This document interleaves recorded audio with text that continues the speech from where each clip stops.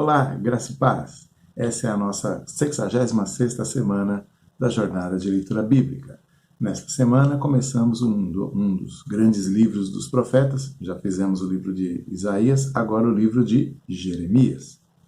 E nessa primeira semana no livro de Jeremias, então, vamos até o capítulo 8. No primeiro capítulo, nós temos a vocação, o chamado ao ministério profético e as primeiras visões de Jeremias a respeito do seu povo. Ele profetiza a Judá, capital Jerusalém, e então ele tem visões de Deus a respeito do futuro desse povo. No capítulo 2, há uma acusação contra Jerusalém, uma acusação muito clara, a idolatria e apostasia do povo, afastamento do Deus de Israel. No capítulo 3, há um chamado ao arrependimento, o povo pode se arrepender e voltar-se para Deus. No capítulo 4, há uma ameaça de guerra.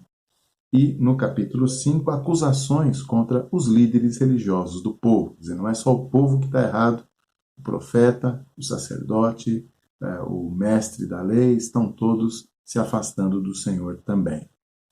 No capítulo 6, temos a ruína de Jerusalém anunciada, com antecedência aí, a ruína de Jerusalém, ou seja, vai haver uma invasão, vai haver guerra.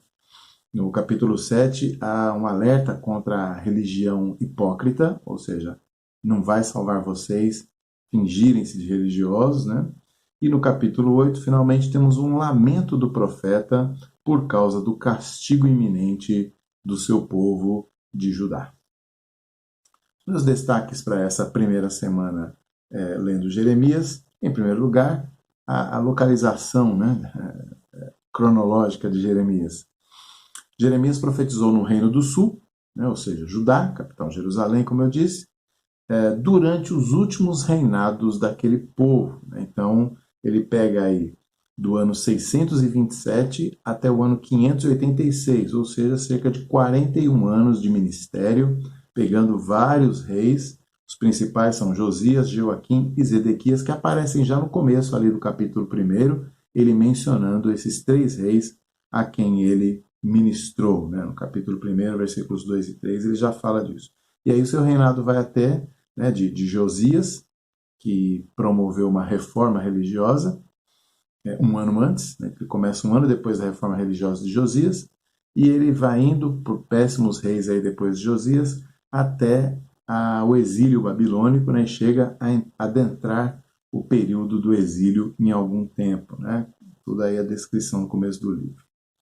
Um detalhe é que Josias, esse rei que fez a reforma um ano antes, começou a reforma um ano antes do ministério de Jeremias, ele foi um rei muito bom, um dos pontos altos dos reinados em Judá, e ele era neto do rei que talvez tenha sido o mais idólatra da história do povo, Manassés, que ficou famoso por ter queimado um filho dele nas mãos de Moloque, um ídolo que havia ali, que tinha os braços assim, podia colocar alguma coisa dentro dos braços, sobre os braços dele, e havia brasas por dentro da estátua, então os braços ficavam em fogo ali.